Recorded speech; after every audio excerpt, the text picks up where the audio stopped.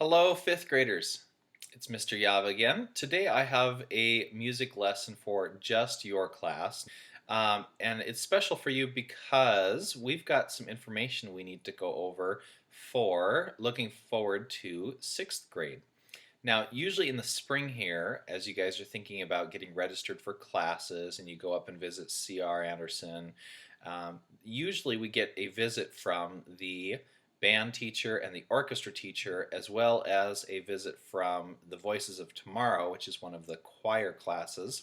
And they come do a tour and they'll stop by the school for a while and demonstrate all the instruments that you can learn in band and orchestra and say a little bit about registration and rental processes and everything to help you make up your mind, because in sixth grade you get a choice of what kind of music class you would like to do between band, choir, and orchestra.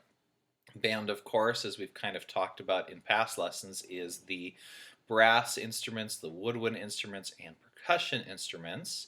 And orchestra is all of the string instruments, specifically of the violin family. So you've got violins and violas, as well as cellos and upright basses. And then in choir, of course, that is singing, but it's going to be a little more complicated by the time, if you stick with it through eighth grade and farther into high school, you'll be learning how to sing in parts, of course, which is kind of what we do once in a while, but you have harmonies where people are singing not exactly the same notes at the same time. Also, with choir class, I believe they do some extra units once in a while with accompanimental instruments such as guitar and stuff as well. So you get to learn a little bit about how to sing and play the guitar at the same time. Now, speaking of all of that, since they usually come visit us at the school, but we haven't had the school open, they sent us some videos for us to watch today. And then after that, they need just a little bit of information from you to figure out what you're thinking about doing. Now, of course, with sixth grade music, since you have that choice, a lot of people ask, well, what instrument should I choose? Or should I do choir or orchestra? Well, whatever is going to be most exciting for you is the one that you should consider. If you're really excited about something, if you're really interested in it, that's probably going to be the easiest and best choice for you.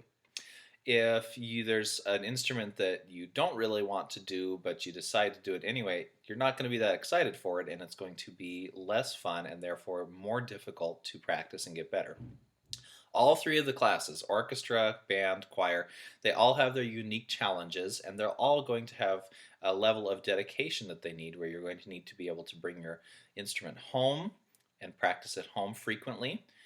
Because that's how you get better, is a little bit of practice every day. Mr. Yava, when he was in middle school and high school learning how to play cello, I spent, I think, 30 minutes every morning before I went to school practicing my cello. And that was also at the same time as practicing piano, but most people don't do two instruments at the same time. So just to give you an idea of what we're looking forward to next year, we've got these videos. I hope you enjoy watching them. I've got a couple questions afterward just to give some feedback and say, oh, hey, I thought this instrument was really interesting, or I thought this one looked funny, or just give me some feedback, something you notice about the band presentation and the orchestra presentation. Hopefully, by the time I post this lesson, we'll also have a video from the Voices of Tomorrow, VOT, which is the advanced choir up at C.R. Anderson. They were supposed to come give a concert too. I don't have a video at this moment to share, but hopefully if I have time, I will add that to our presentation today. And then at the end, once you've filled out the survey for Mr. Cleary, the orchestra teacher who manages the incoming sixth graders a little bit, then I've got attached to the lesson today several forms and papers that have information. Those papers will be important to share with your family. So if you have a printer, then you can ask your parents to help you print them out so you can look over them without having to be stuck to the computer. But if you don't have a printer handy, it's just fine to open those and look at them on the computer with your family. Those are information sheets about how to register for band, or how to register for orchestra, or how to register for choir, as well as instrument rental policies and opportunities, especially through Piccolo's music. Piccolo's is a music store in town, and they have instruments to rent, which is much cheaper than trying to buy an instrument.